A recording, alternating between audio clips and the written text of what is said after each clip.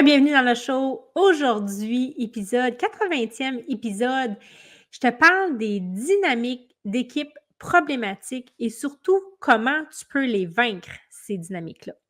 Donc, je vais t'exposer 5 situations assez problématiques qu'on peut retrouver dans des dynamiques d'équipe et c'est assez sérieux et ça peut avoir de grands impacts, évidemment, sur ton entreprise, sur la performance et évidemment sur les finances, mais aussi sur le rendement de ton équipe. Donc, je t'invite à rester avec moi jusqu'à la fin parce que le 5e problématique, la dynamique que je vais t'exposer est selon moi la pire et la plus importante. Donc, tu ne veux surtout pas manquer ça. Reste avec moi jusqu'à la fin. Je vais te présenter ça. Donc, si tu me découvres, si tu arrives dans mon univers pour la première fois, je me présente, je m'appelle Karen Roy, je suis mentor, je suis coach d'affaires et j'aide les entrepreneurs à bâtir des équipes performantes, fiables et autonomes et à bien structurer leur entreprise. Alors, je fais ça depuis 20 ans et je suis à mon compte depuis 3 ans en tant que coach. Donc, si tu as des besoins au niveau de constituer ton équipe, d'améliorer ta gestion d'affaires, de développer ton leadership, de restructurer, réorganiser. Je suis la personne pour t'aider. Alors, ne te gêne surtout pas pour venir m'écrire dans les commentaires et ou à prendre un appel avec moi pour qu'on regarde ensemble comment est-ce que je peux te soutenir. Alors, entrons dans les dynamiques d'équipe problématiques. Mais en fait, au-delà des problématiques, c'est comment est-ce que tu peux vaincre ces problématiques-là. Donc, la première que je vais te présenter, c'est la procrastination collective. Ouais, ça veut dire que de façon générale, tes équipes sont dans un entraînement collectif entre eux, puis ça se résume en gros à la loi du moindre effort. Donc, on ne veut pas trop travailler, on s'automotive entre soi à pas trop en faire, à peut-être faire le nécessaire ou peut-être même à pas assez d'en faire, à ne pas livrer ce qui est attendu, si ça a été bien évidemment annoncé, si ça a été bien adressé comme attente. Mais c'est vraiment un entraînement où on n'en fait pas beaucoup et on ne cherche pas à en faire beaucoup. Et en fait, ce que ça fait, c'est que le symptôme, c'est un petit peu le symptôme de la pomme pourrie. Donc, on va se rendre compte que ce mouvement d'influence-là qui va se créer fait en sorte que ça ne travaille pas assez. Donc, on ne veut pas évidemment qu'aucune des situations, des dynamiques problématiques que je vais vous nommer aujourd'hui ne peut pas se résoudre. OK? Je veux juste que vous entendiez ça. Il y a toujours des solutions à chaque situation. Ceci dit, ça va vous demander des efforts, ça va demander d'exercer un leadership, de prendre position, de prendre action pour corriger ces problématiques-là. Donc, ça va être un petit peu plus ardu, mais il faut le faire. Donc, comment est-ce qu'on peut vaincre la procrastination collective? Bien, premièrement, en tant que leader, vous devez amener chacun, donc individuellement, de vos employés à se responsabiliser. Et ça, c'est un grand défi. Mais il faut que chaque personne soit consciente. Je veux dire, il y a un contrat de travail, là, il y a une prestation qui est attendue et il faut qu'individuellement, les efforts soient donnés. Donc, oui, il y a l'effort de groupe. On veut aussi adresser au groupe la problématique, mais on va aussi le faire individuellement. Puis probablement, en prenant des actions individuelles, vous allez découvrir peut-être d'autres problématiques ou des situations que vous n'aviez peut-être pas tout à fait conscience qui vont vous aider aussi à prendre d'autres mesures pour corriger ce fléau de procrastination collective. L'autre chose aussi que vous voulez faire, c'est donner des objectifs d'équipe. Donc, chaque employé devra avoir des objectifs individuels, donc des attentes, des objectifs à atteindre. Et l'équipe en tant que telle devrait aussi avoir des objectifs d'équipe, donc collectifs, pour vous aider à atteindre vos objectifs, vos objectifs d'entreprise. Donc, pour combattre la procrastination, on responsabilise les gens de façon plus individuelle et on va donner des objectifs et individuels et d'équipe. Donc, première des choses. Maintenant, la deuxième dynamique problématique qu'on va rencontrer dans les équipes, ça va être des équipes un peu éparpillées, désorganisées. Donc, souvent, ce qui va occasionner ça, oui, il y a des gens qui sont de nature désorganisée, déstructurée, c'est vrai. Il y a vraiment des gens qui sont éparpillés. Ceci dit, si dans votre organisation, dans votre entreprise, vous n'avez pas vraiment de structure, de processus, s'il n'y a pas de coordination qui est exercée entre les membres, ça va toujours être désorganisé parce qu'au travers de vos équipes, il y en a qui sont organisées, il y en a qui ont la capacité de l'être. Ceci dit, vous devez, en tant que chef d'entreprise, les organiser aussi et mettre en place ce qu'ils ont besoin pour être structurés puis organisés. Et bien souvent, ce que je vais observer, c'est des processus qui sont pas clairs, qui sont pas connus, qui sont peut-être même pas mappés, qui sont pas présentés, puis ça fait en sorte que ça crée de la désorganisation. Ça peut même créer des doublons. Donc, s'il y a des gens qui ont de l'initiative puis qu'on ne sait pas qui fait quoi, ça fait que 2 personnes peuvent faire la même affaire.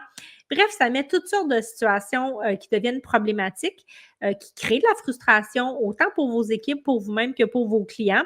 Et ben, le travail ne se fait pas bien. Comme je disais tantôt, soit qu'il y a des oublis, carrément, c'est pas fait, ou qu'il y a des doublons. Donc, on ne veut pas du tout avoir des équipes éparpillées et désorganisées. On veut que chaque personne soit à la bonne place, que chaque personne sache qu'est-ce qui est attendu d'elle, qu'est-ce qu'elle doit faire et comment elle doit le faire. Donc, comment est-ce qu'on fait pour évidemment vaincre l'éparpillement et la désorganisation? Bien, il faut mettre un cadre, il faut mettre des structures en place. Il faut vraiment encadrer. Donc, il y a un travail de leadership, évidemment, à exercer, encadrer l'équipe, mettre une structure et surtout d'avoir des processus clairs et définis avec des rôles attitrés à chacun. Et je dis bien attitrés à chacun parce que si vous dites c'est la responsabilité de 3-4 personnes de s'occuper d'une tâche, croyez-moi, quand c'est à 3-4 personnes, les 3-4 personnes vont prendre pour acquis que l'autre va le faire et ça ne sera pas fait. Donc, une personne qui a un mandat, qui a un rôle spécifique, ça n'empêche pas que d'autres personnes peuvent venir l'aider, il ne peut pas y avoir de l'entraide, mais on veut vraiment que chaque personne ait sa description de tâche, on peut dire comme ça. Donc, on met de la structure, on met de l'ordre, on organise le travail pour son équipe et on surveille, hein, on coordonne ça le temps que ça soit intégré et approprié. Donc, ça, c'est la deuxième dynamique d'équipe qui est problématique. La troisième, et celle-là est quand même importante, donc je t'invite vraiment à porter une attention particulière. Juste avant, si tu aimes ce que je suis en train de te dire, fais-moi un petit j'aime, s'il te plaît. Abonne-toi à la chaîne si tu me découvres pour avoir plus de contenu de valeur comme ça. Chaque semaine, je publie des vidéos où je te parle de gestion, de leadership, de comment être un bon gestionnaire avec son équipe. Donc, et dans les commentaires, je te laisse toujours aussi des vidéos connexes que tu peux aller écouter en lien avec ce que je te présente à chaque fois. Donc, la troisième des dynamiques, c'est la compétition toxique. Donc, dans le fond, qu'est-ce qui va s'installer quand on a de la compétition toxique? Mon Dieu, je déparle. C'est toute la rivalité entre collègues de travail, entre employés qui va s'installer. Il y a comme vraiment un esprit de compétition, mais c'est malsain, là. C'est pas constructif. C'est très souvent centré sur soi-même. Écoute, on a tous vu des films à l'américaine où ce qu'on voit les méchantes là, qui veulent monter en grade puis qui vont rabaisser un autre employé. J'ai juste cet exemple-là là, qui montre en tête si je peux vous aider à le schématiser. Mais dans le fond, c'est que le service n'est pas nécessairement centré sur le client. Les gens sont centrés sur eux-mêmes, sur leur propre bien-être, sur leurs propres avantages, leurs propres conditions de travail, sans pour autant avoir le souci de la qualité du service qui va être donné. On peut aussi voir de la rivalité des fois entre des directions, si vous avez une grande entreprise et que vous avez plusieurs directions, plusieurs secteurs, départements, appelez-le comme vous voulez. Donc, on va voir cette rivalité-là. Donc, ce qu'il faut retenir, c'est que c'est pas vraiment sain, là. Cette rivalité-là fait en sorte qu'il y a toujours l'esprit de compétition qui est derrière, qui est carrément désaxé de la qualité.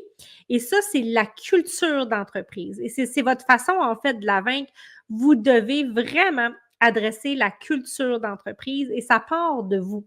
C'est quoi vos valeurs? C'est quoi les valeurs de l'entreprise? Et vous avez intérêt à définitivement faire des exercices ou des ateliers où vous allez partager ces valeurs-là avec vos équipes, mais non seulement les partager, mais vous devez aussi les incarner. Donc, ça doit transpirer dans tout ce qui est fait. Il faut vraiment travailler à développer des synergies d'équipe positives, objectives, constructives et à ne pas oser aussi nommer ce que vous observez. Donc, si vous observez de la compétition un peu malveillante, ça doit être dit, ça doit être nommé, peut-être avec des exemples concrets sans nommer des individus, des personnes, pour amener les gens à faire la prise de conscience que vous ne tolérez pas ce type de comportement-là. Essayez d'observer aussi qui se comporte comme ça. Bien souvent, ce n'est pas l'ensemble de vos équipes qui va agir de la sorte. Donc, d'aller identifier, d'aller cibler, c'est qui la personne qui est en cause, qui crée ça, qui alimente ces dynamiques-là. Ça mérite une petite conversation avec cette personne-là pour demander un redressement, un changement de comportement. Prônez vraiment des valeurs d'entraide. Donc, quand je vous parlais de valeurs d'entreprise, allez-y plus avec la collaboration, avec l'entraide, avec le soutien mutuel, la complémentarité des rôles entre chaque personne, mais on veut sortir de la compétition. Tout le monde a des forces, tout le monde a des faiblesses et tout le monde a un rôle et une contribution à apporter au sein de l'entreprise. Et on peut voir ça souvent aussi dans des gens qui vont peut-être aspirer à des postes, à des promotions, à des postes cadres, dans des postes de leadership. Donc, je vous invite vraiment à être sensible à ce type de dynamique-là, à ne pas les laisser perdurer dans aucune de celles que je vous présente, parce que c'est rare que ça va virer de bord, que ça va pour le positif. Ça va juste continuer à dégénérer et à empirer. Et là, ça amène plein d'autres conséquences où il va y avoir de la démobilisation, de la démotivation, les gens vont quitter, partir en maladie. Il n'y a rien de pire pour un employeur que des gens qui partent en maladie. Qu'est-ce que ça peut coûter en termes de charge salariale d'avoir des gens absents? C'est énorme. Donc, ne tolérez pas, si vous êtes conscient qu'il y a des dynamiques toxiques, problématiques, il faut rapidement les adresser. Et rapidement.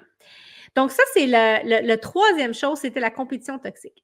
La quatrième dynamique problématique qu'on va voir aussi dans les entreprises, puis comment les vaincre, donc, c'est le travail en silo. Et ça, on va le voir beaucoup, et ça n'a pas d'importance que vous ayez des grandes ou des petites équipes.